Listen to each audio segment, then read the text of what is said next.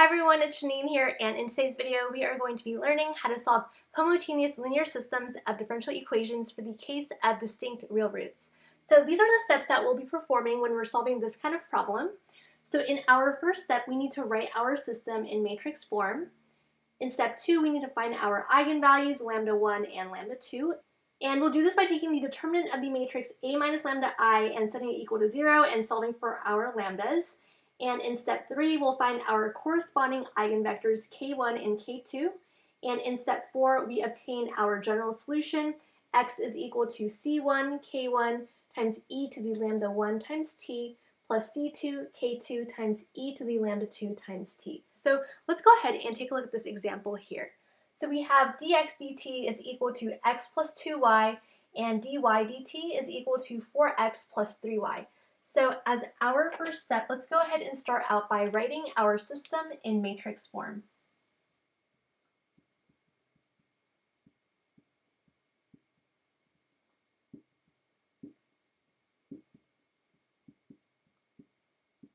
So we can rewrite the system as follows. So we have d dt times the column vector xy is equal to the coefficient matrix. So in the first column of the coefficient matrix goes the coefficients corresponding to our x variable. So we have a 1 here and a 4 here.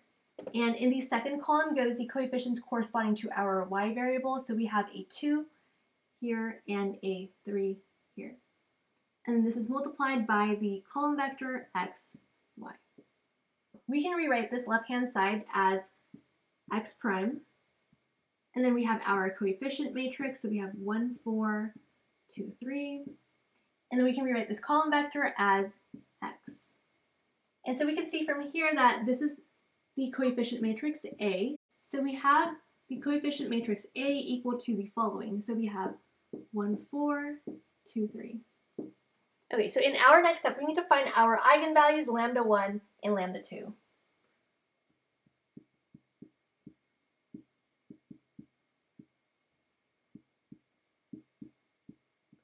So to do this, we take the determinant of A minus lambda I and set it equal to 0 and solve for our lambdas. So what we're basically doing here is we're taking the matrix A and we're subtracting its diagonal elements by a lambda and then taking the determinant. So let's go ahead and do that. So we have our matrix A here, and let's go ahead and subtract our diagonal elements by lambda. So here we have 1 minus lambda, here we have a 4, here we have a 2, and here we have a 3 minus lambda.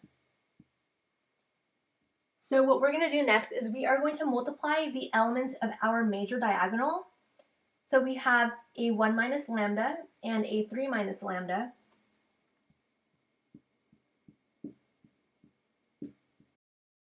And then we're going to subtract from that the product of the elements of the minor diagonal. So we have a 2 and a 4. So now let's go ahead and expand this so we can simplify. So here we have a 1 times 3, which is equal to 3. And then here we have a 1 times negative lambda. And then here we have a negative lambda and a 3. So negative lambda times 3 is equal to negative 3 lambda. And then here we have a negative lambda times a negative lambda, which is just a positive lambda squared. And then here we have minus 2 times 4, so we have minus 8. And now let's go ahead and combine like terms. So we have a lambda squared, and then we have a minus lambda and a minus 3 lambda, so that gives us minus 4 lambda. And then here we have a 3 and a negative 8, so that gives us a negative 5. And this is equal to 0.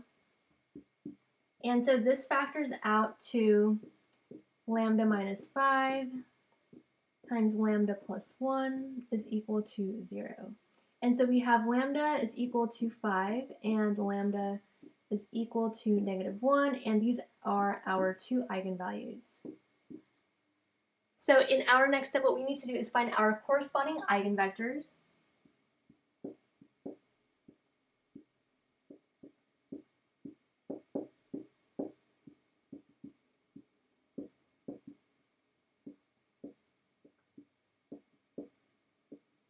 So let's go ahead and start off by finding the eigenvector corresponding to lambda 1 is equal to 5. So we have lambda 1 is equal to 5. And in order to find the corresponding eigenvector, we need to find the solution to the following system. So we have A minus lambda 1 times I times k1 is equal to the 0 vector. And to determine what k1 is equal to, all we need to do is take our matrix A minus lambda 1 times I and augment it with the 0 vector. So let's go ahead and do that. So we have our matrix A here, and we need to subtract our diagonal elements by the eigenvector lambda 1, which is equal to 5. So let's go ahead and do that. So here we have a 1 minus 5, we have a 4 over here, we have a 2 here, and we have a 3 minus 5 here. And then we're going to augment it with the 0 vector. So this is what we end up with. And now let's go ahead and simplify this. So we have negative 4, 2, 4, negative 2. We just have our 0 vector on the right-hand side. And what we want to do next is get this into reduced row echelon form. So let's go ahead and start off by adding the first row to the second row. So we have R2 plus R1.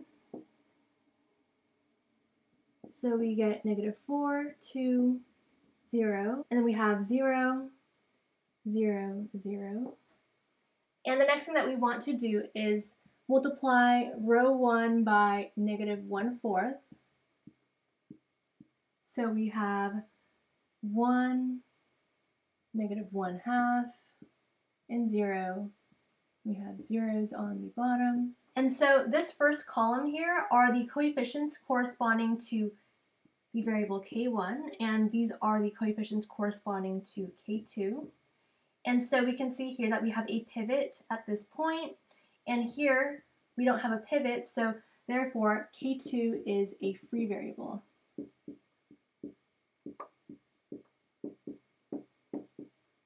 And because k2 is a free variable, that means that we can set it to whatever we want. So let's go ahead and set k2 equal to alpha. And then from our first row, we have k1 minus 1/2 times k2 is equal to 0. So k1 minus 1/2 k2 is equal to 0. And we can rewrite this as k1 is equal to 1/2 times k2. And so k2 is equal to alpha, so we have 1/2 times alpha. And let's go ahead and set alpha equal to 2. Setting alpha equal to 2, we have k2 is equal to 2. And then we have k1 equal to 1/2 times alpha, so 1/2 times 2 is just equal to 1. So we have k1 equal to 1 and k2 is equal to 2. And so our eigenvector corresponding to lambda 1 is equal to the following. So we have k1 is equal to 1, 2. So the next thing that we need to do is find the eigenvector corresponding to the eigenvalue lambda 2. So we have lambda 2 is equal to negative 1. And so we need to solve the system A minus lambda 2 times I times k2 is equal to 0. And to solve this system, what we're going to do is we are going to take the matrix A minus lambda 2 times I, and we are going to augment it with the 0 vector.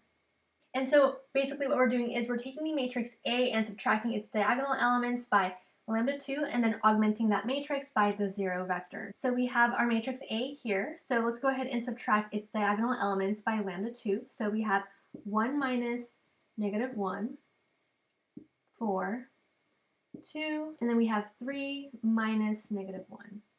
This is augmented with the 0 vector. And now let's go ahead and simplify this. So here we have a minus a negative sign, so we can just turn that into a plus. So we have 1 plus 1, which is equal to 2, and then here we just have a 2, and then 0 here. And then here we have a 4, and here we have a 3 minus negative 1, so because we have a minus a negative sign, that just turns into a plus, so we have a 4 here, and then a 0 here.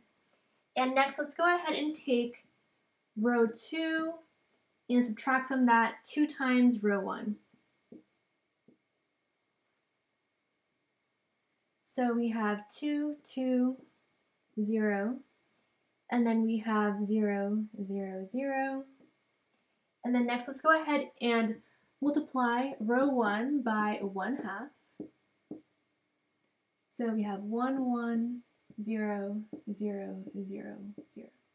So this column corresponds to K1, and this column here corresponds to K2.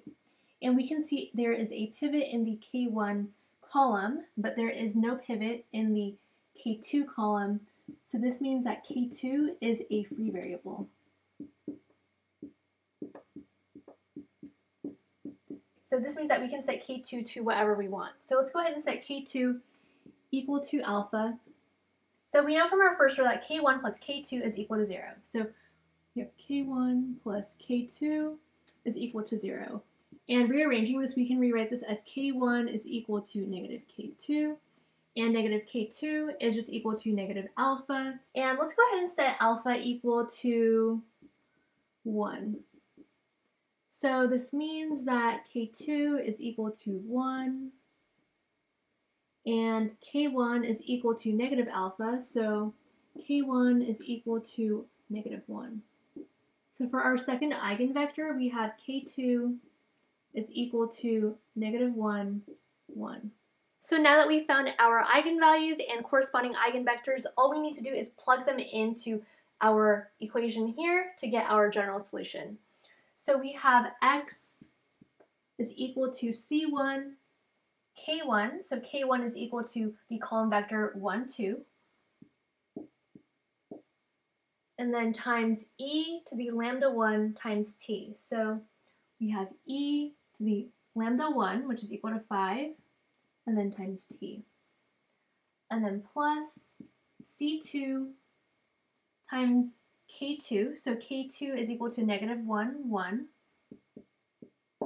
and then times e to the lambda 2, so lambda 2 is equal to negative 1 times t. So we just have a minus t here. And so this is our general solution. And so that is how you solve a homogeneous linear system for the case of distinct real roots. Thank you guys so much for watching, and I'll see you guys next time. Bye.